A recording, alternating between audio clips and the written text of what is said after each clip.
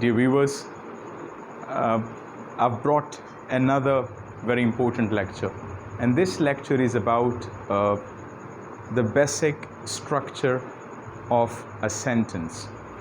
And as you know that English has some fundamental building blocks such as letters, words, sentences, paragraphs and essays. Now you have letters, from letters you get words, from words you get sentences, from sentences you get paragraph, from paragraphs you get essays. This is how the ladder of the English language is, or the structure of the English language is. Now when it comes to talking about the basic structure of a sentence, it is SVO, primarily subject, verb, object. We will explore it in this very lecture. The basic clause structure or a sentence structure. My friend, now you see here my friend. It is very important to highlight what the subject of a sentence is.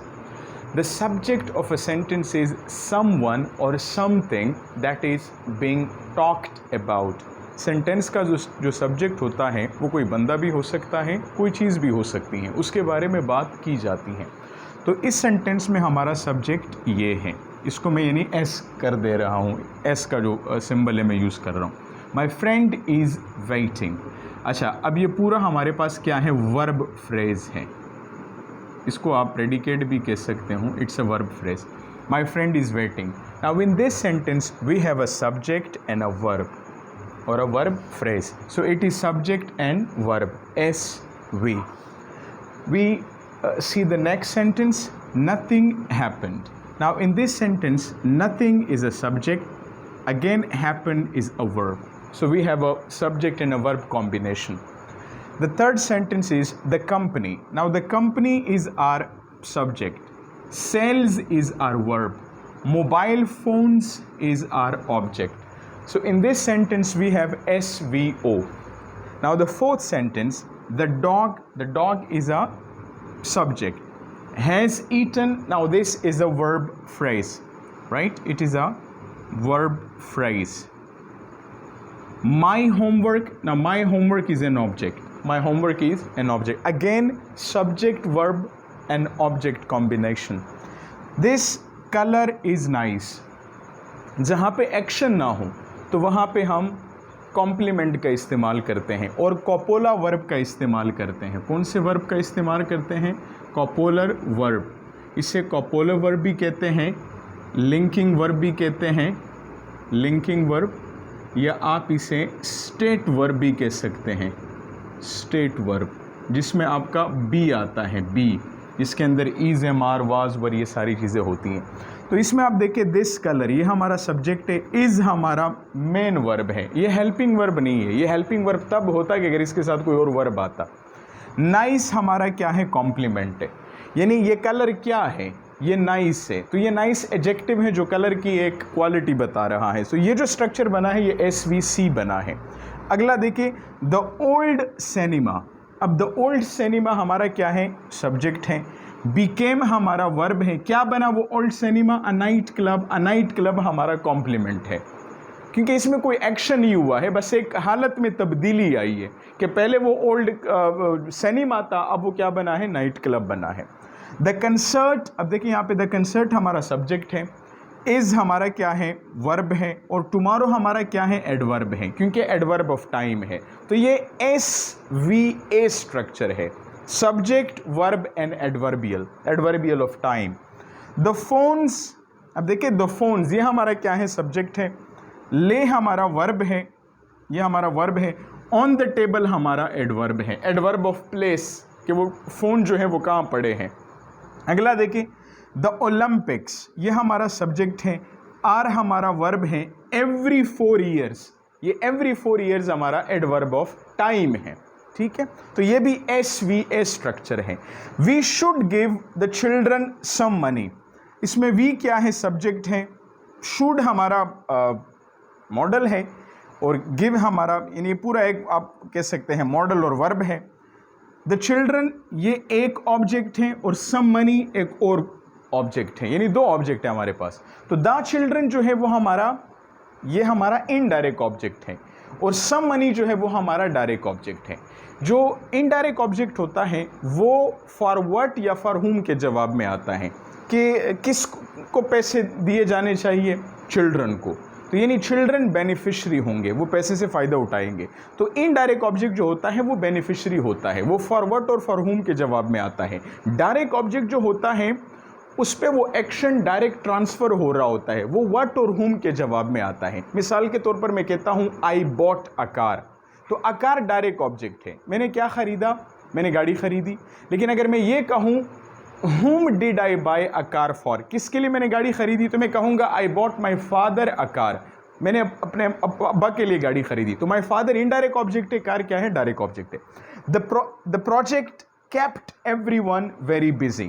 अच्छा, इसमें आप देखें the project जो है ये हमारा subject है, kept हमारा वर्ब है, everyone हमारा ऑब्जेक्ट है और वेरी बिजी जो है ये कॉम्प्लीमेंट है, ये ऑब्जेक्ट कॉम्प्लीमेंट है जो हमें एवरीवन के बारे में बता रहा है। ठीक है। अच्छा, I put my credit card in my wallet. अब आई हमारा सब्जेक्ट है, पुट हमारा वर्ब है, माई क्रेडिट कार्ड ऑब्जेक्ट है और मैंने कहाँ रखा था इसको, इन माई वॉलेट, वॉलेट में रखा था। तो इन माई वॉलेट हमारा एडवर्ब है क्योंकि वो प्लेस बता रहा है। ठीक है। अच्छा, अब हम यहाँ पे आते हैं, the police got the car out of the river. अब इसमें अगर हम देखें तो द पुलिस जो है ये सब्जेक्ट है, गॉट क्या है, वर्ब है, द कार ऑब्जेक्ट है, आउट ऑफ रिवर जो है वो एडवर्ब है। कहाँ से गाड़ी निकाली थी, रिवर से निकाली थी, तो प्लस के बारे में बता रहे हैं। अब हम आते हैं सिंटेक्स के ऊपर। तो सिंटेक्स जो होता है ये लैंग्वेज का स्ट्रक्चर होता है कि जिसकी मदद से आप सेंटेंसेस बनाते हैं, यानी सब्जेक्ट वर्ब ऑब्जेक्ट जो बुनियादी स्ट्रक्चर, इसको बेसिक सिंटेक्स ऑफ इंग्लिश कहा जाता है। सिमेंटिक्स क्या होता है, ये मीनिंग से डील करता है। It is the study of meaning of a language, कि लैंग्वेज जो है वो मीनिंग किस तरह देता है। अब अगर मैं कहूँ द कार ड्राइव्स मी, अब इसका देखिए सब्जेक्ट पर ऑब्जेक्ट तो आपने बना दिया, लेकिन इसका सिमेंटिक्स ठीक नहीं है क्योंकि गाड़ी मुझे नहीं चला सकती, मैं गाड़ी को चला सकता हूँ। वो अलग बात है कि आजकल रोबोटिक कार आ रहे हैं या automatic car, that is something else, but you have to keep this in mind. या the burger ate me, burger ने मुझे खाया या मैंने बर्गर को खाया, I ate burger. So you have got to keep the semantics in mind कि sentence का स्ट्रक्चर भी ठीक हो, वो मीनिंग भी दे। इन दोनों को कहते हैं सिंटेक्स एंड सिमेंटिक्स। मॉर्फोलॉजी क्या होता है, morphology deals with the formation of words. यानी मैं कहता हूं हैप्पी, हैप्पी एक हमारे पास वर्ड है जिसे स्टेम वर्ड कहते हैं, रूट वर्ड कहते हैं, बुनियादी वर्ड है। अब इसके साथ अगर मैं लगाऊं अनहैप्पी, तो अन प्रीफिक्स से नया वर्ड वजूद में आया, या फिर मैं इसके साथ लगाऊं हैप्पीनेस, तो नया वर्ड वजूद में आया, नेस लगा दिया, तो वो आपने सफिक्स इसके साथ ऐड कर दिया। अच्छा, सब्जेक्ट क्या होता है, सब्जेक्ट जो है वो जो काम करने वाला होता है जिसके बारे में बात की जाती है। सब्जेक्ट नाउन प्रोनाउन दोनों में से कोई एक हो सकता है, ऑब्जेक्ट भी नाउन प्रोनाउन दोनों में से कोई एक हो सकता है, जिसके ऊपर काम होता है वो that is called object. Complement क्या होता है, ये कॉम्प्लीमेंट जो होता है ये हमें सेंटेंस के बारे में इंफॉर्मेशन देता है। क्या करता है, इंफॉर्मेशन देता है। अब हमारे पास दो किस्म के कॉम्प्लीमेंट है, एक हमारे पास सब्जेक्ट कॉम्प्लीमेंट होता है and one is object complement. अब यहाँ पे मैं एक एग्जांपल आपको समझाता हूँ। एवरीवन वाज, अब एवरीवन हमारा जो है सब्जेक्ट है, वाज वर्ब है, वेरी बिजी क्या है, कॉम्प्लीमेंट है कि सब बड़े बिजी थे। तो ये सब्जेक्ट कॉम्प्लीमेंट है क्योंकि हमें ये सब्जेक्ट के बारे में बता रहा है जो कि क्या है, एवरीवन है। ऑब्जेक्ट कॉम्प्लीमेंट क्या होता है, जो ऑब्जेक्ट के बारे में हमें बताए। जिस तरह यहाँ पे आप देखिए, दे हमारा सब्जेक्ट है, मेड वर्ब है, हिम ऑब्जेक्ट है, आ टीचर क्या है, कॉम्प्लीमेंट है।